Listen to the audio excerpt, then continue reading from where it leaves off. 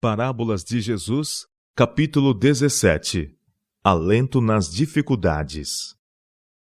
Em seus ensinos, Cristo relacionava com a advertência de juízo o convite da graça. O Filho do Homem não veio, disse ele, para destruir as almas dos homens, mas para salvá-las. Lucas capítulo 9, verso 56. Porque Deus enviou seu Filho ao mundo, não para que condenasse o mundo, mas para que o mundo fosse salvo por ele. João capítulo 3, verso 17. Sua misericordiosa missão, no que se refere à justiça e ao juízo divinos, é ilustrada pela parábola da figueira estéril. Cristo advertira aos homens da vinda do reino dos céus e censurara-lhes severamente a ignorância e indiferença. Os sinais no céu que prediziam o tempo reconheciam rapidamente, mas os sinais do tempo que apontavam tão claramente sua missão não eram discernidos. Os homens de então estavam tão prontos, porém, como hoje estão, para concluir que são os favoritos do céu e que a mensagem de advertência destina-se para os outros. Os ouvintes contaram a Jesus de um acontecimento que acabava de causar grande sensação. Algumas medidas de Pôncio Pilatos, o governador da Judéia, escandalizaram o povo. Houvera um levante em Jerusalém, e Pilatos tentara sufocá-lo pela violência. Numa ocasião, seus soldados invadiram o átrio do templo e degolaram alguns peregrinos galileus no ato de oferecer seus sacrifícios. Os judeus consideravam a calamidade um castigo motivado pelos pecados das vítimas. E aqueles que narravam esse ato de violência faziam-no com satisfação íntima. Segundo seu modo de ver, sua felicidade era prova de serem muito melhores, e por isso mais favorecidos de Deus do que aqueles galileus. Esperavam ouvir de Jesus palavras de condenação sobre esses homens que, sem dúvida, haveriam merecido a pena. Os discípulos de Jesus não aventuravam exprimir sua opinião sem ter ouvido a de seu mestre. Ele lhes dera lições adequadas no tocante a julgar o caráter de outros homens e a medir a retribuição conforme seu juízo acanhado. Contudo, esperavam que Cristo denunciasse esses homens como mais pecadores que os demais. Grande foi sua surpresa pela resposta. Voltando-se para a multidão, o Salvador disse: Cuidais vós que esses galileus foram mais pecadores do que todos os galileus por terem padecido tais coisas? Não, vos digo. Antes, se não vos arrependerdes, todos de igual modo perecereis. Estas terríveis calamidades tinham por finalidade induzi-los a humilhar o coração e arrepender-se de seus pecados. A tempestade da vingança acumulava-se para desencadear-se logo sobre todos os que não acharam refúgio em Cristo.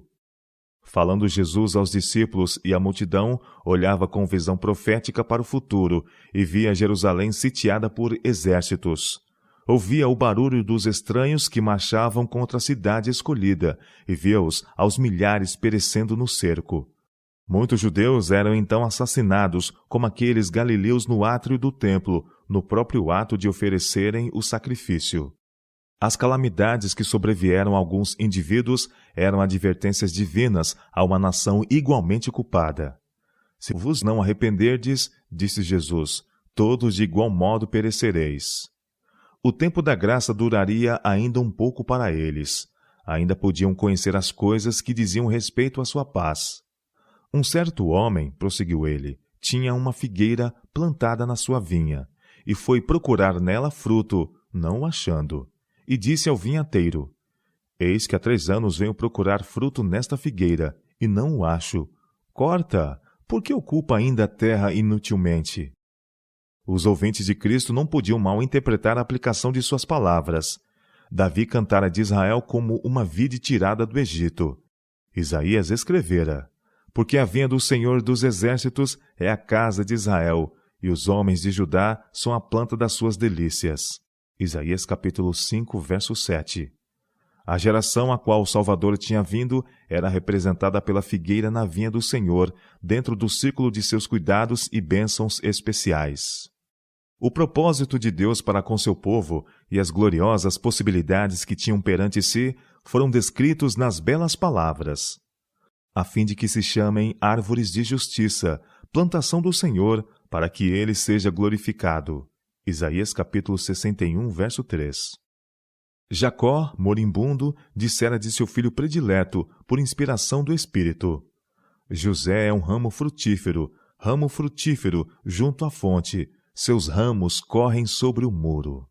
Mais adiante diz: pelo Deus de teu pai, o qual te ajudará, e pelo Todo-Poderoso, o qual te abençoará com as bênçãos dos céus de cima, com as bênçãos do abismo que está debaixo.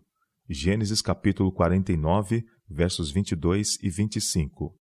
Assim Deus plantara Israel como uma vide frutífera, junto à fonte da vida. Tinha sua vinha num outeiro fértil. E a cercou e a limpou das pedras, e a plantou de excelentes vides. Isaías capítulo 5, versos 1 e 2. E esperava que desses uvas, mas deu uvas bravas. Isaías capítulo 5, verso 2. O povo do tempo de Cristo fazia maior ostentação de piedade do que os judeus de épocas anteriores, porém eram ainda mais destituídos das suaves graças do Espírito de Deus. Os preciosos frutos de caráter que tornaram a vida de José tão fragrante e bela não se manifestavam no povo judeu. Deus, por seu filho, procurara frutos, mas não encontrou nenhum. Israel era um estorvo à terra.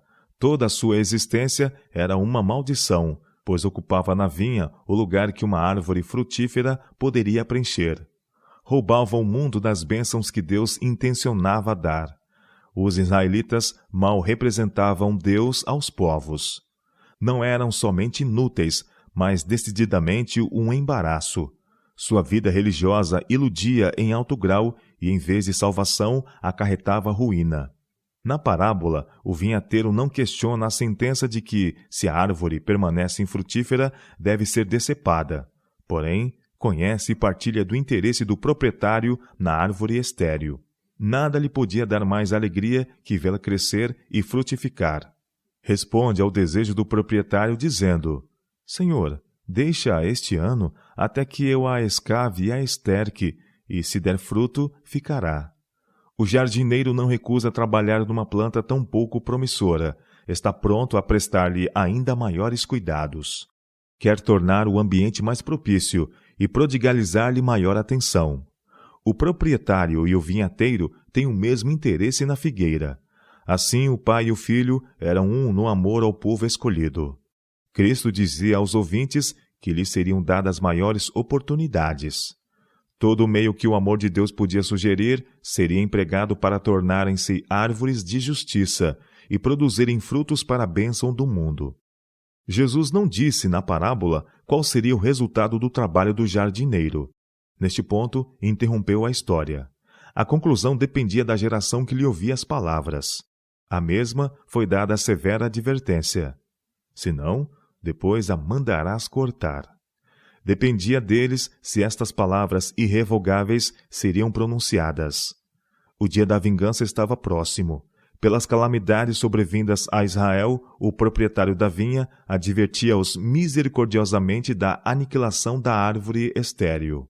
Esta advertência é também dirigida a nós que vivemos nesta geração. É você, ó coração indiferente, uma árvore infrutífera na vinha do Senhor? Será esta sentença lhe endereçada em breve?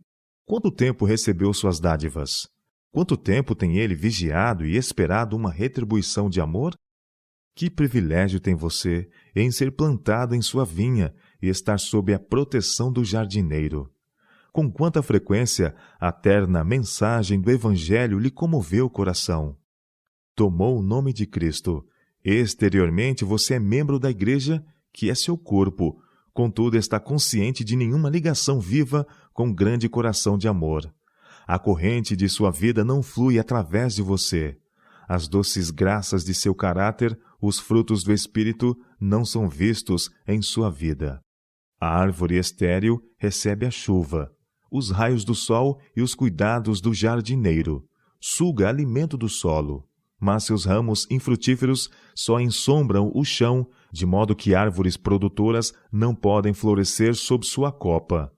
Igualmente, as dádivas de Deus a você concedidas não transmitem bênçãos para o mundo. Rouba a outros o privilégio que, se não fosse seu, seria deles. Embora talvez obscuramente, você reconhece que é um empecilho ao solo. Contudo, Deus, em sua grande misericórdia, não cortou. Não contempla friamente, não se volta com indiferença, nem o abandona à destruição. Olhando a você, clama como clamou há tantos séculos, referindo-se a Israel. Como te deixaria, ó Efraim? Como te entregaria, ó Israel? Não executarei o furor da minha ira, não voltarei para destruir a Efraim, porque eu sou Deus e não o homem. Oséias capítulo 11, versos 8 e 9. O misericordioso Salvador diz, concernente a você: poupa ainda este ano, até que eu a escave e a esterque. Com que incansável amor Cristo servia ao povo de Deus durante o adicional período de graça.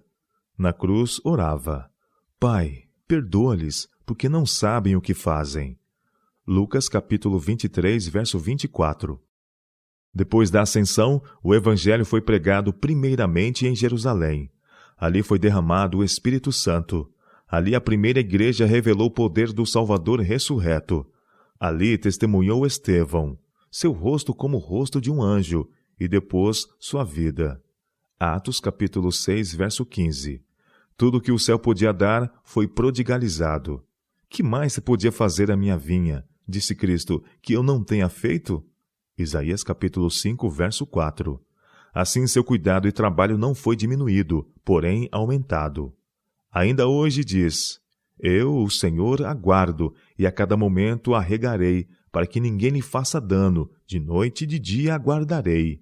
Isaías capítulo 27, verso 3. E se der fruto, ficará, e se não, depois... O coração que não atende às instâncias divinas se endurece até tornar-se insensível à influência do Espírito Santo. Então, sim, é dito: corta, porque ocupa ainda a terra inutilmente. Hoje o convida: converte-te, ó Israel, ao Senhor teu Deus. Eu sararei a sua perversão. Eu voluntariamente os amarei. Eu serei para Israel como orvalho. Ele florescerá como o lírio e espalhará suas raízes como o Líbano. Voltarão os que se assentarem à sua sombra, serão vivificados como o trigo e florescerão como a vide. De mim é achado o teu fruto. Oséias capítulo 14, versos 1 a 8.